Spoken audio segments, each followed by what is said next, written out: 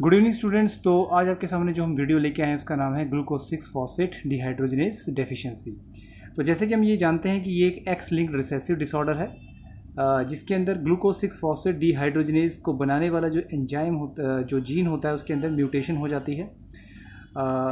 ये जो एंजाइम है इसका नाम है ग्लूकोज 6 फॉस्फेट डिहाइड्रोजनेज। अब ये जो एंजाइम होता है पेंटोस फॉस्फेट पाथवे और हेक्सोस मोनोफॉस्फेट शंट, एक पाथवे हमने +1 के अंदर पढ़ा था रेस्पिरेशन प्लांट के अंदर पेंटोस फॉस्फेट पाथवे होता है, तो जिसके बारे में अभी आगे चल के आपको हम बताते हैं। तो due to this lack of this enzyme RBCs gets destroyed prematurely which causing due to this it cause the hemolytic anemia।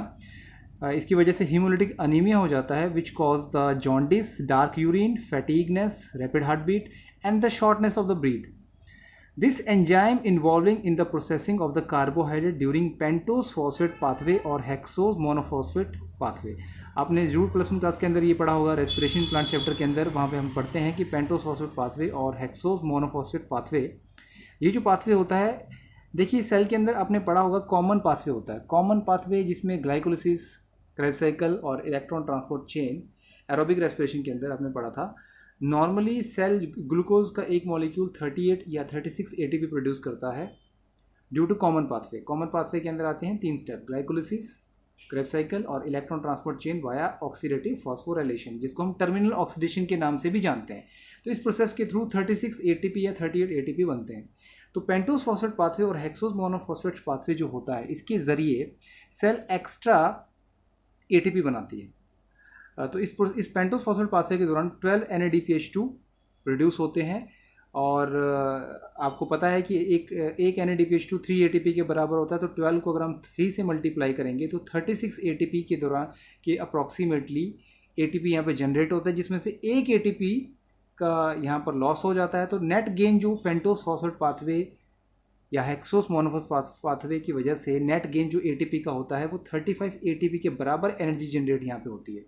तो ये जो एक्स्ट्रा एनर्जी सेल ने जनरेट की है पेंटोस फॉस्फेट पाथवे के जरिए, ये एक्स्ट्रा एनर्जी कहाँ काम आती है? एक्स्ट्रा वर्क, सेल जो भी एक्स्ट्रा वर्क करती है जैसे कि नाइट्रोजन फिक्सिएशन, फैटी एसिड बायोसिंथेसिस, जितने भी सेल के एक्स्ट्रा काम है उन सारे कामों में ये पेंटोस फॉस्फेट पाथवे की से जो जनरेटेड हुई है एनर्जी वो काम आती है। तो इस पाथवे के अंदर अगर आप देखें, अगर आप नेक्स्ट पेज में देखें, अगर यहाँ पे ध्यान से देखें, now this NADPH2 is also use by glutathione reductase. ये जो पेंटोस फॉस्फेट पाथवे के दौरान NADPH2 जनरेट होता है, इसका इस्तेमाल ग्लूटाथायोन रिडक्टेज एंजाइम करता है RBCs को बचाने के लिए। किससे बचाने के लिए? रिएक्शन ऑक्सीजन स्पीसीज से बचाने के लिए। हम सभी जानते हैं रिएक्शन ऑक्सीजन स्पीसीज जैसे कि हाइड्रोजन पेरोक्साइड की वजह से free radicals, reactive oxygen species जैसे कि फ्री रेडिकल्स जैसे कि आपका हाइड्रोक्सी रेडिकल और super oxide radical, super oxide, ये जो केमिकल्स हैं ये जनरेट होते हैं, जिसकी वजह से RBCs के ऊपर अटैक होता है और RBCs जो है समय से पहले ही मर जाती है। तो क्योंकि यहाँ पर NADPH2 प्रोड्यूस नहीं हो पाता इस डिसीज़ के अंदर, तो इस एंजाइम की डेफिशिएंसी की वजह से NADPH2 का जो नेट गेन है, जो इसका प्रोडक्शन है वो रुक जाएगा और ग्लूटाथायोन रिडक्टेज को ये NADPH2 नहीं मिल पाएगा, क्योंकि इस एंजाइम को अपना काम करने के लिए NADPH2 की जरूरत पड़ती है। तो RBCs के ऊपर फिर रिएक्टिव ऑक्सीजन स्पीसीज अपना एक्शन करेंगे और जिसकी वजह से RBCs प्रीमेच्योरली ही मर जाएंगी, तो जिसकी वजह से हीमोलिटिक अनीमिया होता है। तो अब जैसे कि देख सकते हैं कि दिस इज़ द, अगर आप ये पाथवे देखें यहाँ पर, तो this is the pentose phosphate pathway. उसके कुछ इनिशियल स्टेप्स हैं ये।